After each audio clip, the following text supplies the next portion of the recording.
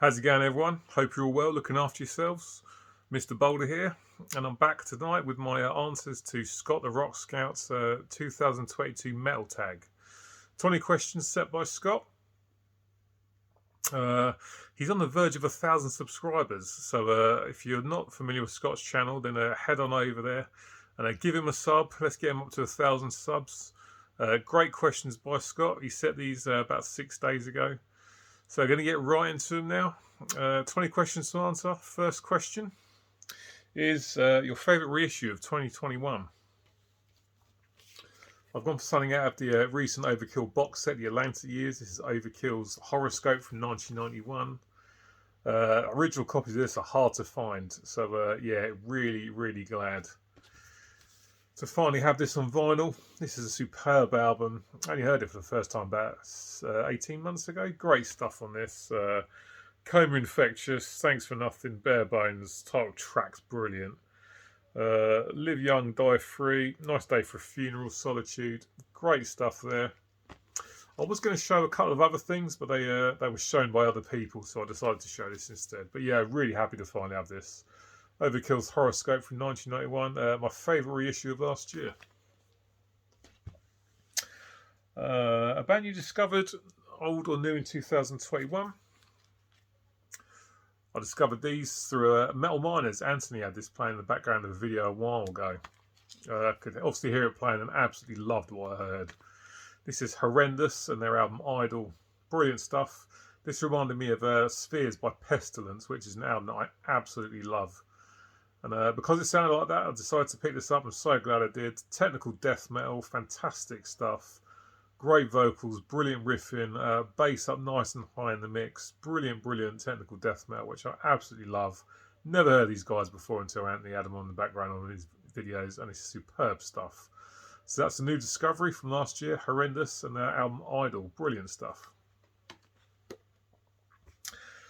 Show an album with an outstanding vocal performance. Didn't even have to think about this. KK's Priest, Tim Ripper Owens, of course. Brilliant stuff. This album is brilliant in every way, but for me, I think Ripper might actually be the standout of everything else.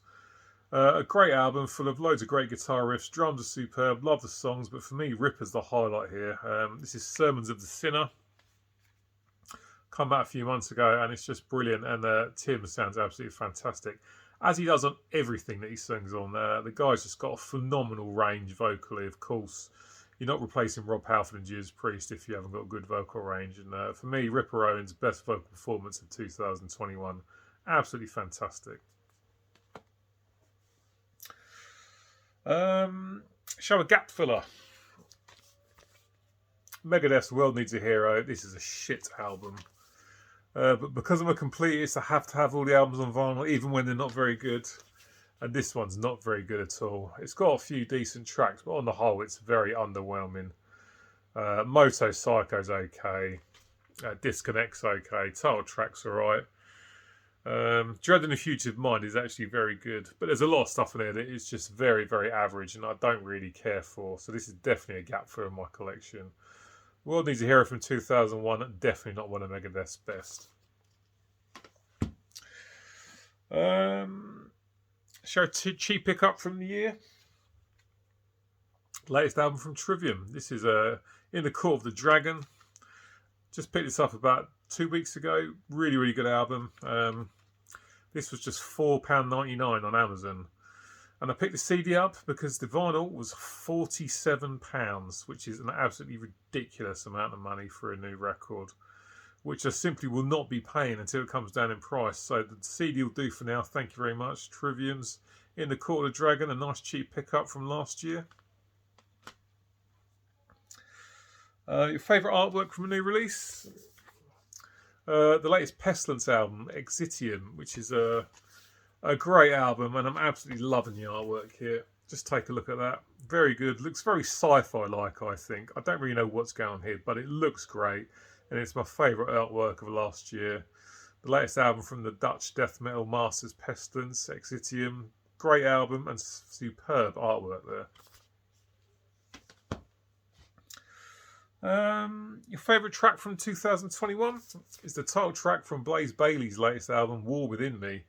Fantastic stuff, great track, catchy guitar riff, drums are superb, great vocals from Blaze as always, and just a really, really catchy sing-along chorus that's just in your head straight away. And you don't forget it. Superb album, but the title track for me is definitely one that goes around in your head. You remember it straight away. Very, very catchy. Superb stuff from Blaze Bayley. The title track, War Within Me. Brilliant stuff. Song that became an earworm.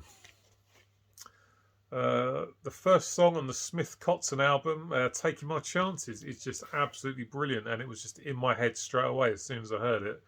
First heard it on the radio, and after the first time I heard it, as soon as I heard it again, I just recognised it straight away. Very, very catchy. Great guitar playing, of course, from Richie Kotzen and Adrian Smith. Good vocals, catchy chorus, great stuff. Definitely an earworm. Love that song. Love this album. Smith Kotzen, Taking My Chances, definitely an earworm for 2021. 2 albums destined to be culled from your collection. Bonham, can't remember the title. The Disregard of Timekeeping. This was a blind buy. I picked it up back in the summer. Didn't cost a lot. And it's okay, but it's just simply not going to be getting spun again. This is a bit too close to AOR for my liking. And I just didn't really enjoy it very much. So it's not staying in the collection. Shame it's in really good condition. But yeah, it just didn't really click this album at all. So it's going. And another one that's going is Avenged Sevenfold, City of Evil. I really like the first track on this, The Beast and the Harlot, and this was a cheap pickup, so I decided to pick it up, give it a spin, see what it's like, and I didn't really enjoy the rest of it. It was literally okay, but that's it. So, yeah, it's not going to be staying in the collection. Really enjoy the vocals. On the whole, it's okay, but it's just not good enough to stay in the collection. It's not going to be getting spun again, so it's going to be on its way out. Up next, a band that you've gone off of. I haven't gone off these guys, but I just haven't listened to them for a long time. And this is Dark Angel, Darkness Descends from 1986. Yeah, like I say, I haven't gone off them, but it's just been such a long time since I last listened to these guys. If I'm going to listen to them, the album that I'll go to is Time Does Not Heal from 1991. I prefer that over this and Leave Scars. The production's much better. So yeah, that's an album, a band that I haven't gone off of, but just haven't listened to for a while. Dark Angel. A 90s album recommendation. Didn't even need to think about this.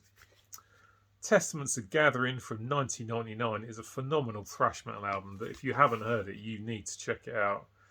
Chuck Billy, Eric Peterson are joined by the legendary James Murphy on lead guitar, the legendary Steve DiGiorgio on the bass, and the very, very legendary Dave Lombardo on the drums. And this is absolutely superb. If you haven't heard it, you need to give it a listen.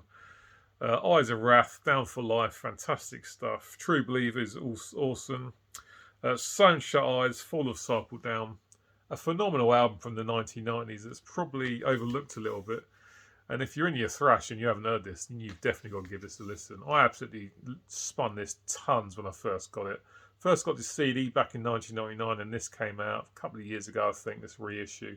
Sounds fantastic. Superb album from the 90s. Testaments of Gathering from 1999. Show a 7-inch single, which made you go on to buy an album. This is Terra Vision and My House. Terra Vision were from a batch of new rock bands that came out in the early 90s. And I absolutely love this. These guys are definitely a soundtrack to my teenage years back in the early 90s. My House, which is from the album Formaldehyde, which I went out and bought. After getting this, there's the vinyl, green or maybe blue. Nice 7-inch there. Yeah, these guys were great. I love them. They're still really, really good now. The album that it come from, though, Formaldehyde, was a bit hit and miss. Some great songs on it and some other songs that are not so good. But I still enjoyed it. But that's a 7-inch single that encouraged me to go on and buy an album. That's Terra Visions' My House from 1992 from the album Formaldehyde. Let's have a look. Name an epic song of 8 minutes or more. Dream Theater, and this is their Images and Words album, and the first track, Pull Me Under, is absolutely superb. This clock's in at just over 8 minutes, 8 minutes 11 seconds. Listen to this about 2 or 3 weeks ago for the first time in ages, and I forgot how good it was. A great album and a great opening song, just over 8 minutes long. James LaBrie's vocals are absolutely fantastic. Catchy chorus, phenomenal guitar work, as always, from John Petrucci. Mark Porter on the drums, fantastic. I can't remember the bass player off the top of my head, but the bass playing is also superb. A great opening track, just over 8 minutes long. Pulled Me Under from Dream Theater's Images Words from 1992.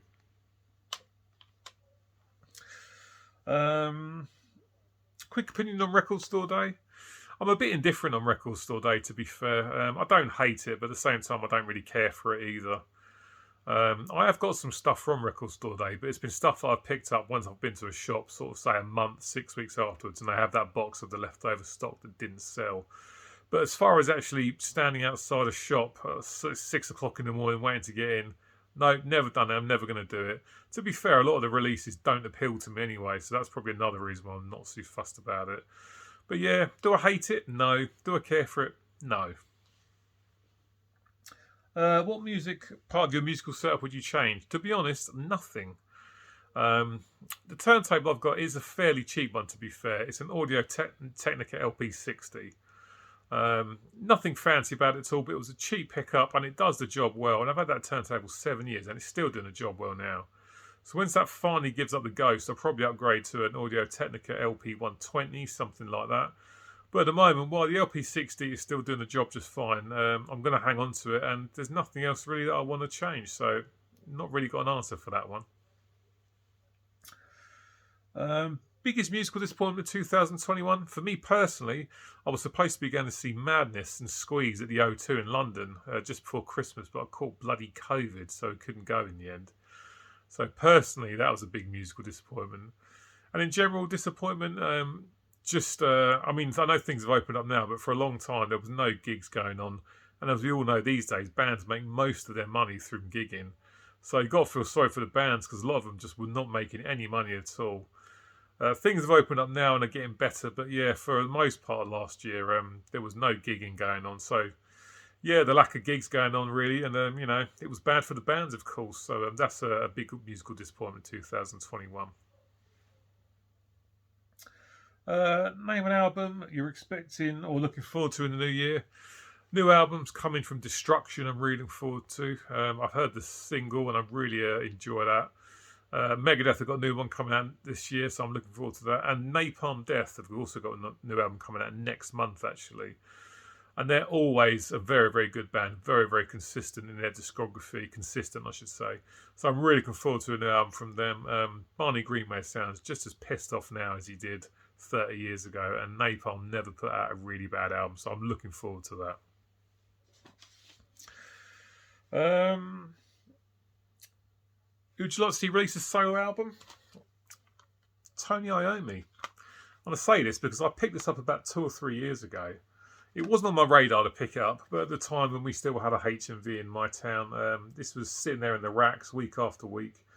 And one week when I went in there and there wasn't really anything else I was after, I decided to pick this up to see what it was like. I was surprised at just how good it was, actually. Obviously, loads of great guitar riffs from Tony Iommi, and this has got Glenn Hughes on vocals, formerly of Deep Purple. Black Country Communion is currently in Dead Daisies. His voice on this is absolutely phenomenal. Considering his advanced years, he still sounds superb. And the riffing from Tony Iommi is, of course, fantastic. Great stuff on this, like Wasted again, Grace, Deep Inside a Shell, I Go Insane, stuff like that. I was absolutely amazed at how good this album was. So, yeah, I wouldn't mind seeing another solo album from Tony Iommi. So that's my answer to that. Show a placeholder album in your collection that you would replace. Didn't even have to think about this. This is my copy of Kiss's Love Gun, and it's absolutely terrible. As you can see from the cover there, the cover's beat up, but then wait till you see this. Here's the inner sleeve, and the record coming out of this side, the record coming out of the bottom, and the record coming out of this side as well. The inner sleeve is in absolutely shocking condition. And yeah, our sleeve's not much better, so I definitely need an upgrade copy of this because this is shit, basically. So that's definitely something I need to get a better copy of in my collection for this year. And the last song, last question. Because of cost of AB, what album you yet to pick up? I'm yet to pick this up on vinyl, Demolition Hammers, Epidemic of Violence from 1992, which is absolutely brilliant. I first heard this last year and was just blown away. You know what it's like with albums, sometimes albums need a few listens. Not this one, absolutely phenomenal right from the off. Brilliant guitar riffing. The drums are absolutely pounding. The vocals sound nasty and savage. It's just an absolutely phenomenal album. But to get these guys' stuff on vinyl is very, very hard and very expensive when it does show up. So, yeah, I really would like to get this and their first album, to be fair, on vinyl. But they don't show up very often. And when they do show up, they're incredibly expensive. So there we are. That's my answer for that. Demolition Hammers, Epidemic of Violence from 1992. Love to get this on vinyl, but very expensive and very rare. Right, guys, that is it for today. Thank you very much for sticking around and watching to the end. I shall be back next week. I'm not sure what I'm doing yet. Like I said earlier, head on over to Scott's channel and let's push him over the 1,000 subs mark. Great questions. Cheers for doing this, Scott. Really good stuff. Like, comment, subscribe, please. That'd be very much appreciated. I'll catch up with you next week. Take care of yourselves. Catch up with you soon. Take care, guys. Goodbye.